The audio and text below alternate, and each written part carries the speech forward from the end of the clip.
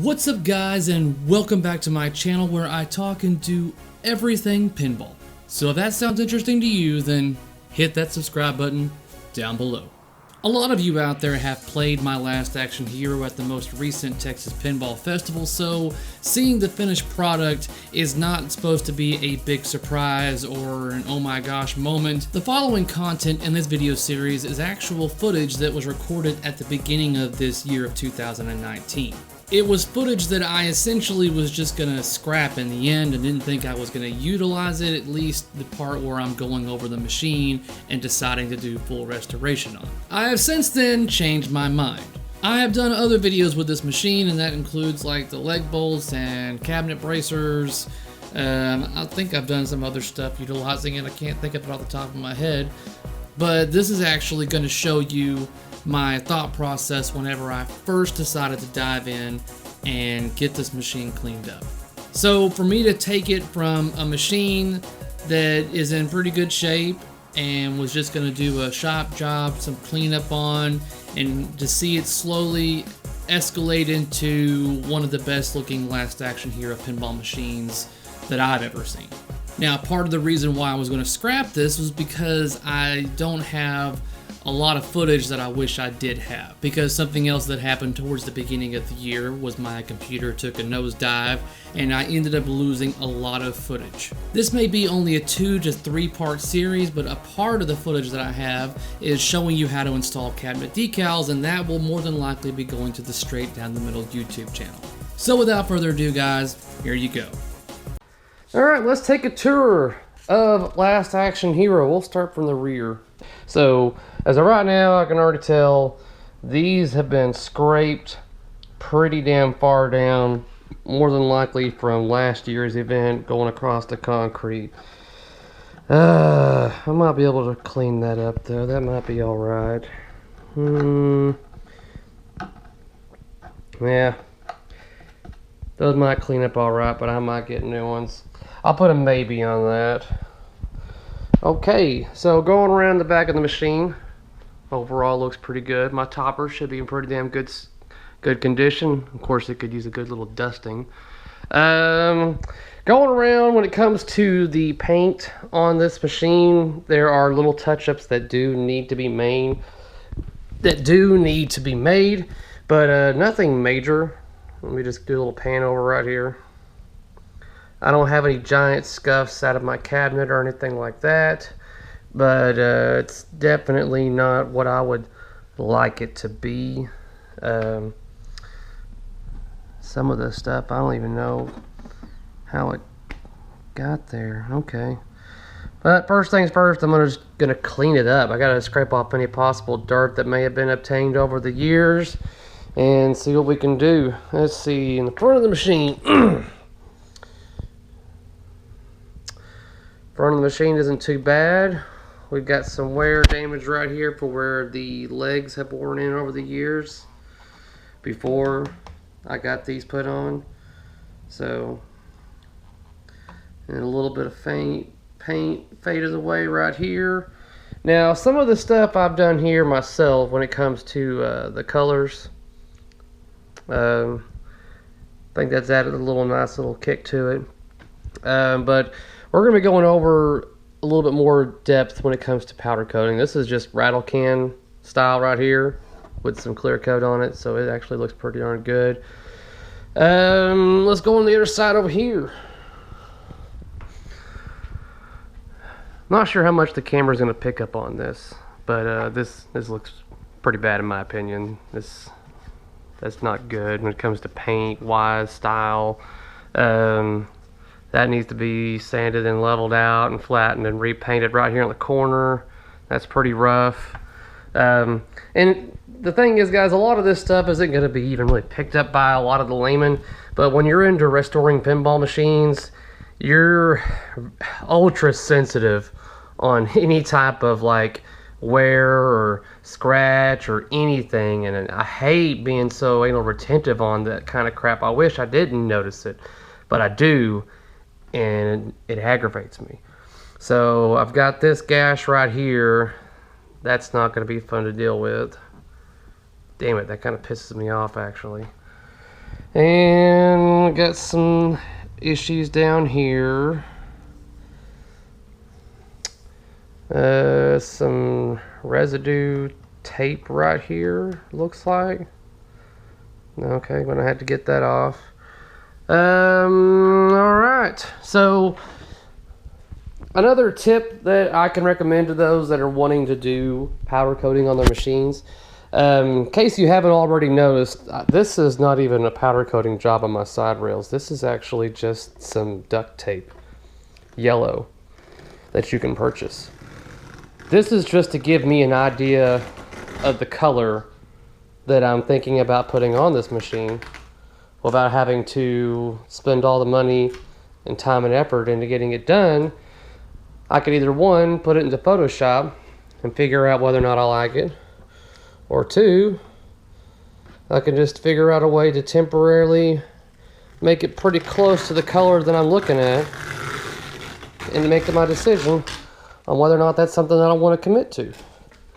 I think any kind of way that you can do to give you an idea of what you're looking at without having to spend a bunch of money is the best thing to do when it comes to something like this. Powder coating can be reversed, but it's just money out of pocket.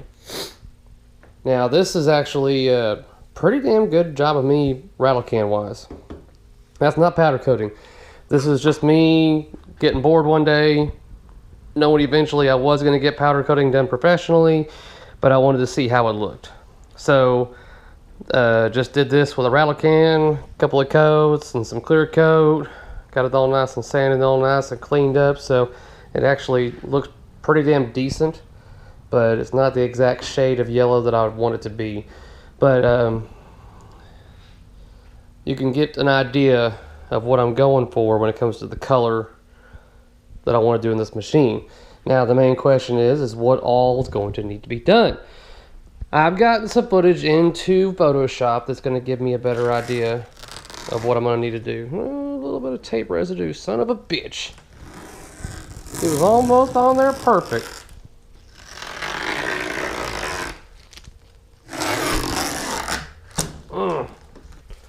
Now what I'm not looking forward to doing, and those of you who have done this before know, is getting these side rails off. These side rails do not come off with ease because they've got double-sided tape underneath them, and the chances of you damaging the cabinet as well as the side rails is very high.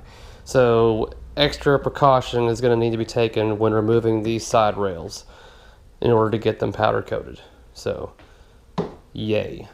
Alright, so we have got the, we're skipping a few steps here, guys, but I've got the back box completely removed from the machine, obviously, as you can tell.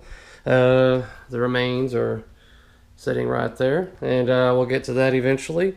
But right now, I'm going to be getting this thing all cleaned off, because look at this. Disgusting.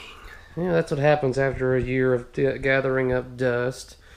And so I've got... Okay. So, let me pick that up. That's the grounding metal shield for inside the back box. That's been completely removed. So, everything has been removed from this back box. So now I'm going to get it cleaned up. I'm going to be going over this in the areas that need some bondoing, and I'm going to be doing some scanning as well. I'm going to be scanning this artwork in just to make sure that I've got a good backup copy of it, and then we're going to go from there. Got some bondo work going. Wasn't actually that many bad spots on this back box, guys. I mean, got one area right here where it was kind of bad.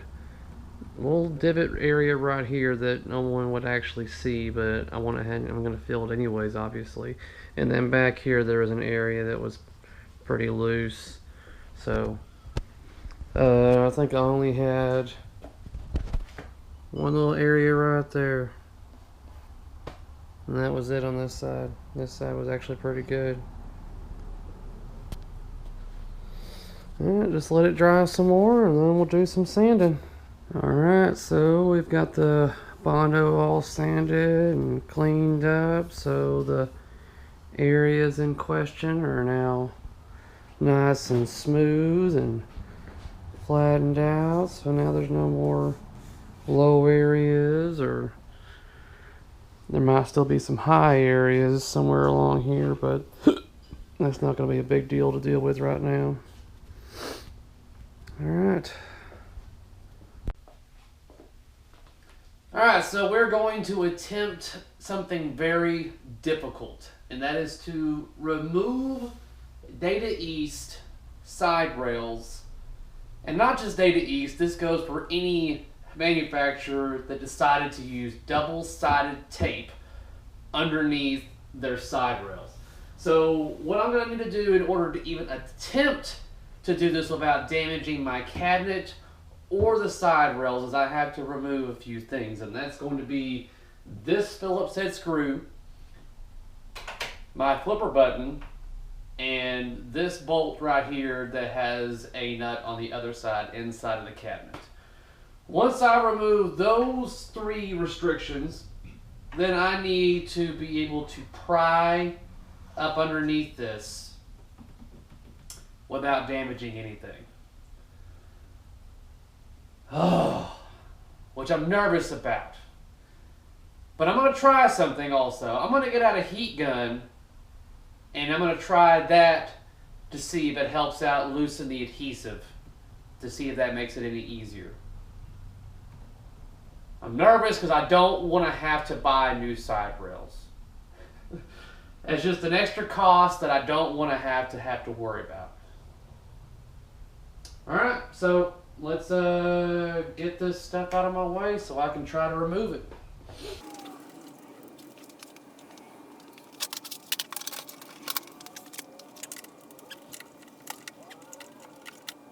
Oh, what a dick move. So, now, if I wanted to make this easier, then I would remove my playfield, remove my lockdown bar in order to access this damn thing. But, let's see if I can do it. Surely, I can loosen this thing without it. Can't be easy. Can't have that. That wouldn't be any fun. Where the hell did I put my rotisserie? The joy of a one-man show.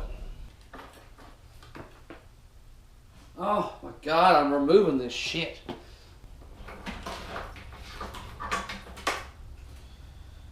Alright, we are one step closer from getting this damn playfield out of my way.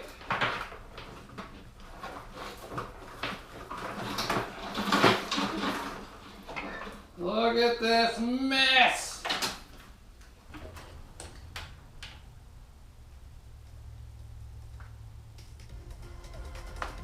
Alright, I think this playfield is ready to be removed.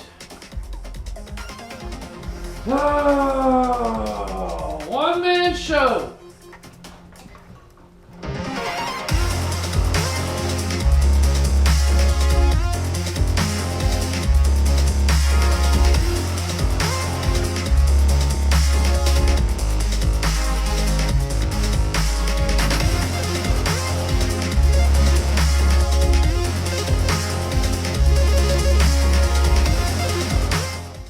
This may be only a 2 or a 3-part series, but another video that has to do with this game will be how to install cabinet decals. Fucking shit.